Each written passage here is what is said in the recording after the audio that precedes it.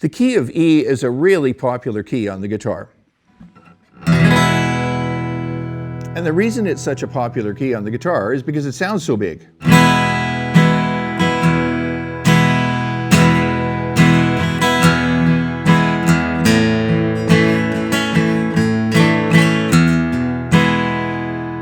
And the reason it sounds big is because we've got this great big gigantic E string on the bottom, the lowest note on the guitar. There it is, an E. So there are thousands and thousands of songs that are written in the key of E because the key of E sounds so big on the guitar, whether it be the key of E major or the key of E minor, right? Same thing. That chord sounds big and has lots of authority because of the openness of that low bass or that low E string. Let's talk about the D chord. Here's a D chord. And its root is up here on the 4th string. So it sort of tends to sound, lovely, but it doesn't have that big authority that the E chord has because of that low bass, right? So the D chord and the key of D is left a little light because it doesn't have the depth of a nice low root. Why don't we change that? This E in the key of D isn't doing us a lot of good, obviously. That doesn't belong in the D chord, and so it doesn't give us any of the bottom that we get in the key of E. So rather than just have this lonely light D chord here that only has the root on the 4th string, the rather light root on the 4th string, let's give it its own D root on the 6th string. But in order to do that, we have to tune this E string down to a D. Now, if you have a digital tuner, this is the time to get it out.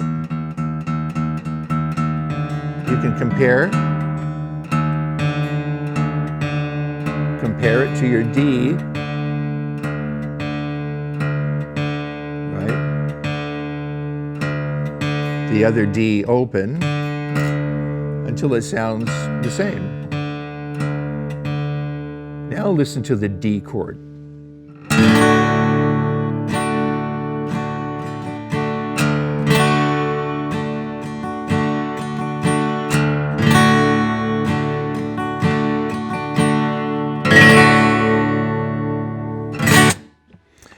Now we've got that big bottom end in the D chord, right?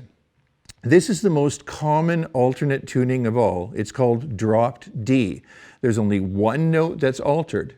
And the way to think of that altered note is in the key of D and supporting that D root or that D1 chord.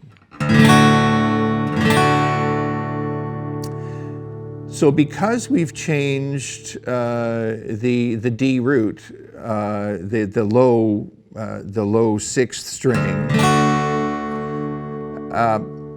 it's going to alter the spelling of some other chords. The fingering of some other chords, because you're going to have to accommodate that new tuning. With that in mind, we're going to do just a simple chord progression of 1 to 5 that you can practice with the drop D tuning. And the 5 chord is going to be the key, the A in the key of D would be the A chord, right? And we're just going to avoid that bottom D altogether, which we do anyway with our A chord. We're just going to play it, the root of the chord from string 5. Okay, so now we are going to have a bass movement in this chord progression that goes from low D to the A and then low D, and then A. So listen.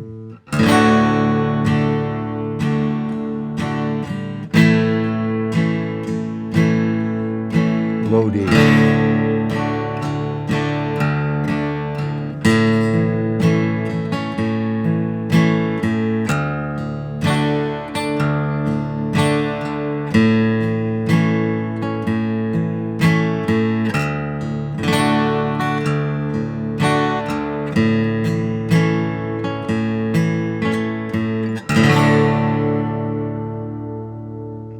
All right, so that is a brief introduction to alternate tuning.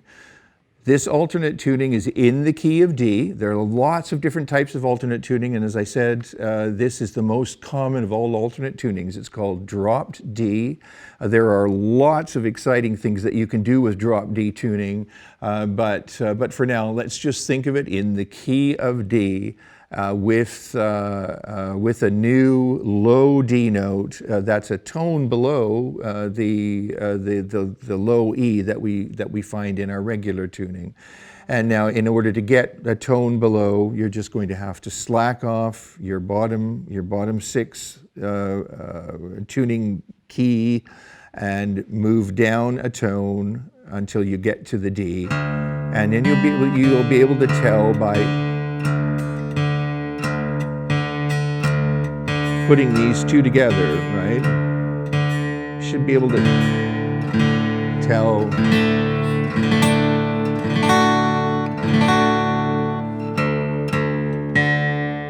and then double check that against your digital tuner, which I really suggest you all also get. The digital tuners are a great help, especially when it comes to alternate tunings. So alternate tuning, drop D, think of it in the key of D major.